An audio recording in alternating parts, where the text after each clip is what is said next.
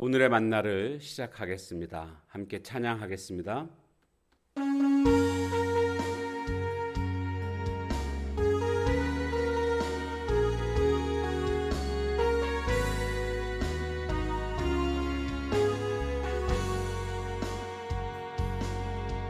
깊은 슬픔 가운데 홀로 방황할 때에 주님은 나를 위로하셨고, 힘든 세상 일 속에 지쳐 쓰러질 때도 주님은 나를 인도하셨네. 나는 믿노라 하나님이 함께 하심을. 나는 믿노라 하나님이 함께 하심을. 나는 믿노라 하나님이 나와 함께 하심을. 나는 믿노라. 나는 믿노라 하나님이 살아계심을. 나는 믿노라 하나님이 살아계심을. 나는 믿노라 하나님이 살아 역사하심을. 나는 믿노라.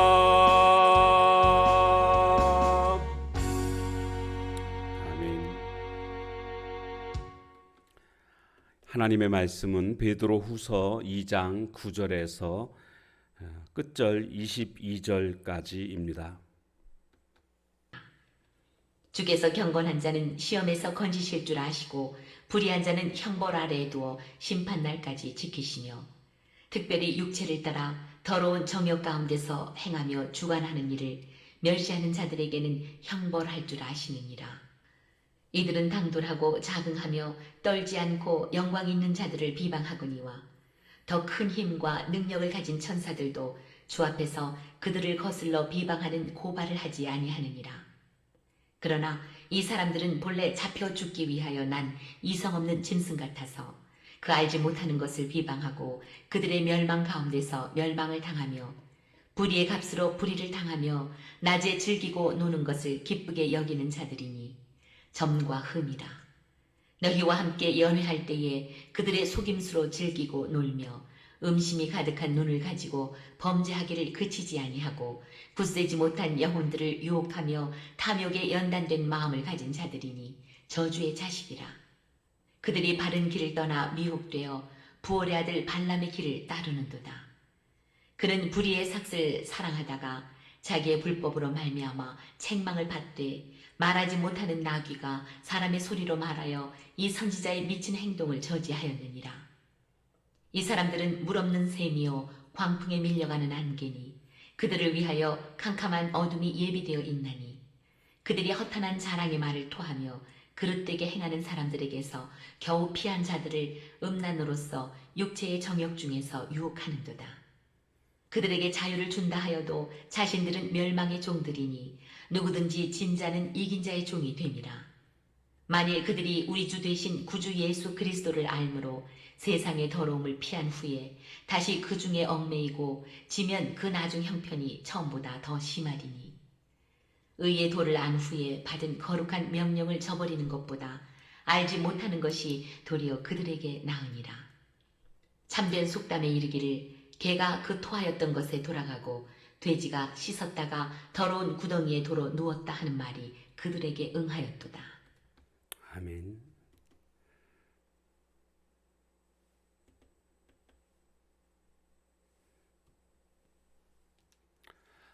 베드로 사도는 성도들에게 거짓 교사에 대해서 경고를 합니다. 그리고 이제 그 거짓 교사들의 거짓된 가르침을 따르지 말라, 배교하지 말라라는 말씀을 오늘 해주고 있습니다. 만약에 배교하게 된다면 너희들은 이렇게 되는 것이다. 한마디로 짐승과 같이 된다. 그런 내용이 오늘 나오고 있습니다. 먼저 12절에 보면 이성 없는 짐승으로 전락하게 된다라는 것을 말씀하고 있습니다. 그러나 이 사람들은 본래 잡혀 죽기 위하여 난 이성 없는 짐승과 같아서 이렇게 말씀하고 있죠. 본래 잡혀 죽기 위해서 태어난 이성 없는 짐승과 같다. 이성 없다라는 것은 생각 없는 짐승을 뜻하는 것입니다. 그냥 태어나는 것 자체가 잡혀 죽기 위해서 태어난 것과 같다라는 것입니다. 거짓 교사들의 특징이 뭡니까? 음란함입니다. 그리고 하나님의 권위를 무시하는 교만입니다. 그리고 이 거짓 선생들의 교훈을 따르는 자들도 역시 마찬가지로 거짓 선생들과 함께 같이 멸망당하게 될 것입니다. 그들의 모습은 이렇게 도살장으로 끌려가는 그런 짐승과 같다. 원래 사람이 어떻게 지음받았습니까? 하나님의 형상대로 지음받은, 천사보다 조금 못한 존재로 지음받은 그러한 자들 아닙니까? 그런데 이렇게 배교하게 되면, 거짓 선생의 교훈을 따르게 되면 생각 없는 짐승으로 그렇게 전락하게 된다라는 것을 우리는 기억해야 되겠습니다. 두 번째로는 15절에 가보면 발람의 길을 따르는 자와 발람의 길을 따르는도다, 이런 말씀이 보면 15절에 나오거든요. 그들이 바른 길을 떠나 미혹되어 부올의 아들 발람의 길을 따르는도다. 배교한 자는 발람의 길을 따른다, 즉 발람과 같은 자가 된다라는 겁니다. 한마디로 짐승보다 못한 자로 전락하게 된다라는 뜻입니다. 왜 지금 짐승보다 못하냐 하면 발람에게 어떤 일이 있었냐 하면 모압 왕 이름이 발락이거든요. 이 발락이 이스라엘을 두려워했습니다. 이스라엘이 출애굽해 가지고 광야로 오는 그 과정 속에서 막 파죽지세로 모든 전쟁에서 승리하니까 모압 왕이 두려움이 찾아오게 됐습니다. 우리도 저 이스라엘한테 지겠구나, 이런 생각이 들어서 발람 선지자를 데려옵니다. 그래서 발람 선지자로 하여금 저 이스라엘 백성들을 저주하라. 내가 저주하면 저주가 그대로 된다는 거 우리가 알고 있다. 뭐 그렇게 말하면서 많은 금은 보화를 줄 테니까 저주하라. 그런데 그 과정 속에서, 오는 과정 속에서 어떤 일이 있었습니까? 발람 선지자가 나귀를 타고 오는데 나귀가 오다가는 풀썩 주저앉습니다. 좁은 길에서 주저앉으니까 왜 주저앉냐고 지팡이로 막 때리지 않습니까? 이렇게 때리는 일이 3번이나 있었거든요. 왜 주저앉았습니까? 나귀가 앞에 여호와의 사자가 칼을 들고 서 있었거든요. 나귀가 지금 그것을 보고 있는데 발람 선지자는 영안이 어두워서 그것을 지금 보지 못하고 있는 겁니다. 그럼 지팡이로 때리니까 나귀가 말을 합니다. 갑자기 하나님이 그렇게 하신 거죠. 나귀가 말을 하면서 왜 나를 3번이나 때리냐고. 그러니까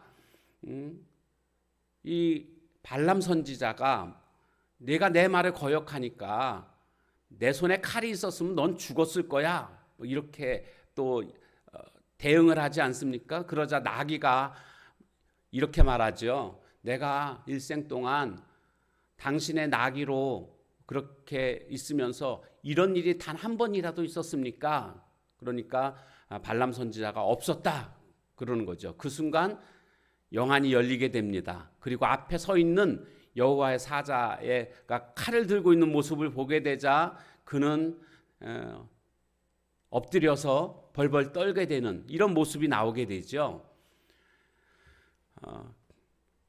그리고 나서 이제 발람 선지자가 그 발락 왕 앞에 도달하게 됩니다. 그러나 그가 3번이나 나는 여호와의 말씀대로 나는 저주할 수 없습니다. 여호와께서 저주하지 말라고 했습니다. 뭐 겉으로는 여호와의 말씀을 따르는 것처럼 그렇게 보입니다. 그런데 실제적으로는 어땠습니까? 자신의 입으로는 저주하지 않았지만 이스라엘이 멸망하는 방법을 알려주고 가지요. 그래서 모압 여자들이 제사를 펼쳐놓고 제사에 참여하라고 이스라엘 남자들을 유혹하지요. 그래서 거기에 이스라엘 남자들이 유혹에 넘어가게 되고 음란한 죄를 저지르게 됨으로 말미암아 전염병이 돌아서 24,000명이 죽게 되는 그런 일이 벌어지게 되지 않습니까? 그러니까 겉으로는 저주하지 않았지만 이스라엘 백성들이 망하게끔 하는 그 방법을 알려주고 아마 많은 금은 보화도 받고 돌아갔다는 것을 우리가 짐작할 수가 있습니다. 그러니까 결국에는 그 금은 보화 때문에 이렇게 그가 해서는 안 되는 그런 행위를 했고 또 그 과정 속에서 나기보다 못한 그런 모습을 보여주지 않았습니까? 그래서 이 배교하는 자들은 그 탐욕으로 말미암아 발람의 길을 따른다. 발람과 같이 된다라는 겁니다. 짐승보다 못한 자로 그렇게 전락하게 된다라는 것을 말해주고 있습니다. 자, 그리고 마지막 세 번째로는 배교하는 자는 22절의 끝절에 보면 속담에 보면 개가 그 토하였던 것에 돌아가고 돼지가 씻었다가 더러운 구덩이에 도로 누웠다 하는 말이 그들에게 응하였도다. 이 말씀은 개 돼지와 같은 자로 전락하게 된다라는 겁니다. 그 이유가 뭡니까? 그 이유가 20절에 보면 이런 말씀이 나오고 있습니다. 만일 그들이 우리 주 대신 구주 예수 그리스도를 알므로 세상의 더러움을 피한 후에 다시 그 중에 얽매이고 지면 그 나중 형편이 처음보다 더 심하리니. 자, 이 말씀은 뭡니까? 처음에 믿었다는 겁니다. 진리를 알았다는 겁니다. 그런데 거기서 배교하게 되면 그 나중 형편이 처음보다 더 심하다. 그러니까 아예 그냥 진리를 모를 때보다도 진리를 알았다가 배교해서 진리를 떠나게 되면 더 상태가 악화된다. 어느 정도로? 개와 돼지처럼. 개가 먹었던 거를 토한 후에 다시 먹게 되는 것처럼.